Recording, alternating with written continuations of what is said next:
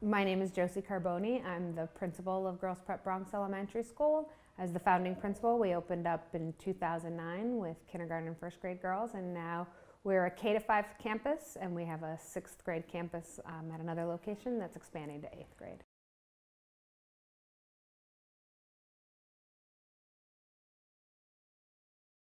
Yoga is part of our specials program, so within our specials program I can budget out a certain amount of positions. So the question is why choosing yoga over something else? We'll exist upon to really ensure that we're focusing on the whole child, and that we're focusing on both academic success, but with academic success we need to also ensure social and emotional success, and that the skills that students develop around self-regulation, around reflection, around resiliency, all of those things actually work together with academics in a way that I think can push our students to achieve at higher levels, because we're tending to all parts of who they are as individuals. And so it's kind of a no-brainer that yoga fits into that. So we have our girls exploring in the arts. We have our girls exploring in the sciences. They have fitness, and part of yoga does meet fitness criteria, but then there's our social emotional curriculum, which as a school we've made a really strong commitment from the moment we opened the school that is a deliberate part of what we do around character development, ensuring our girls understand the core values and live them, and yoga fits into that picture. And so I've made it a priority and believe that our staff here sees it as a priority as well. So it's something that just is kind of a no-brainer.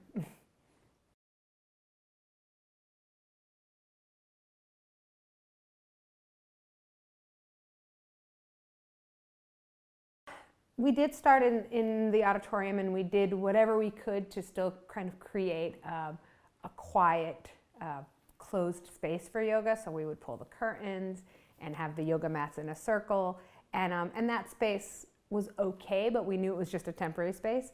We're in a public school, so we're co-located, and there are certain restrictions in terms of how much space each school has based on student numbers and how many sections per class. So I have to follow what's called, the Blue Book plan around space. We have a really positive co-location relationship with our co-principal. And so there are certain cluster rooms that we're afforded, and yoga needs space. Like, you certainly can do yoga in classrooms that it's allowed our, that we want our families to engage in yoga with their daughters, has built the school relationship and also furthered relationships between girls and their parents. But like, having that space that people can come to is really important. So when we had the possibility of moving on to the 3rd floor and taking a defunct science lab that wasn't used for science because it's no longer the gas tables and the water, those things aren't working anymore. It wasn't functional. And so how can we re-envision this large floor plan into a really functional and pivotal space for our school? And we were able to turn it into a yoga studio.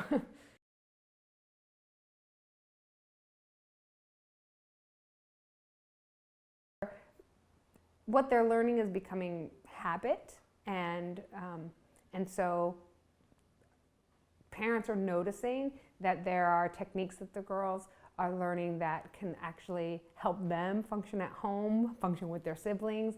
And so I've had parents say to me like, "Ooh, I needed that. That really helped me come to a calm place."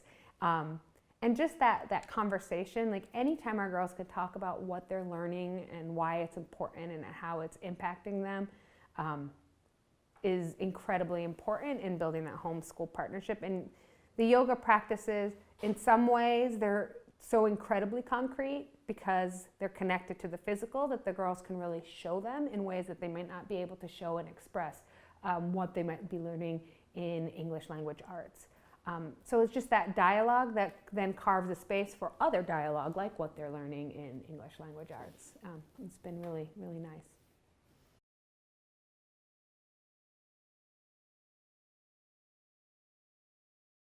engaged. It's different when you're talking about someone who's part of the school community.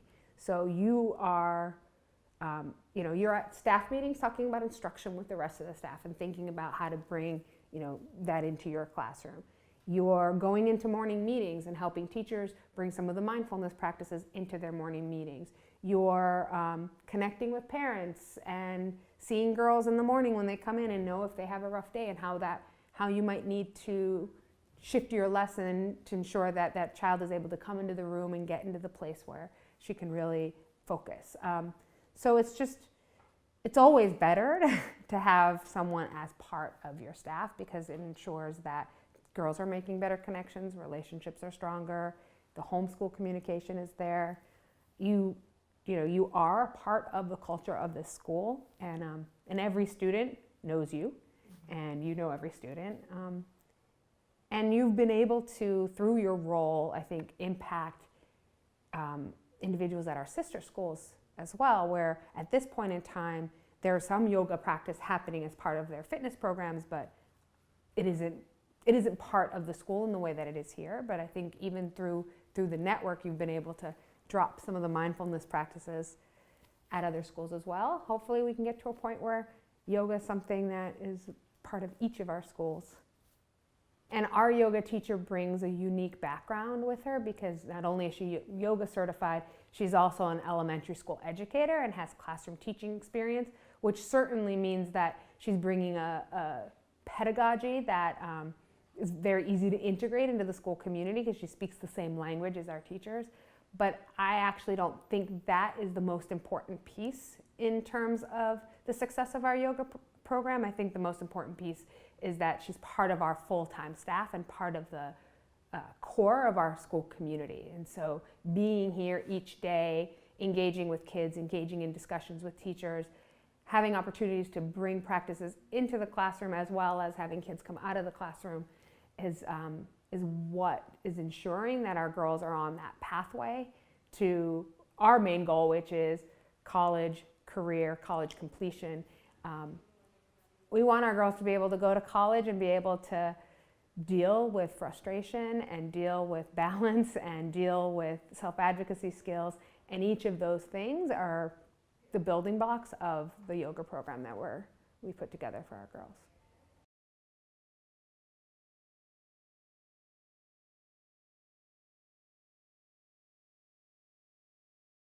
This is our school's 6th year, and we've only had 2 students opt out. So we've had, we have 450 girls in our school. There's currently 2 girls who are opting out, and both of them for religious reasons. And I very much respect a family's right to make that decision, but I also want to ensure that our families understand the purpose of our yoga program here at our school. So when it comes to my attention that a parent is concerned, I ask them to come in and have a conversation with me. I'll invite our yoga teacher to be part of the conversation to answer questions.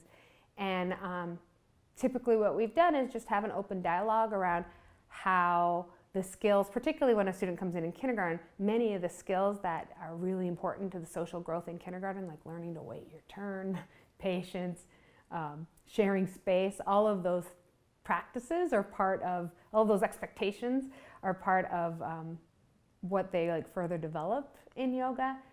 So we have this open dialogue, and then I invite the parent to come and observe in the classroom. We have their daughter not be part of it until the parent has done that, and if the parent still wants to opt out, then we allow them to write a letter, and we try to revisit that conversation each year. But I just think it's important that a parent understands that our yoga program, it's not about religion, and it is much more about ensuring that our students have the social and emotional skills to be successful in life.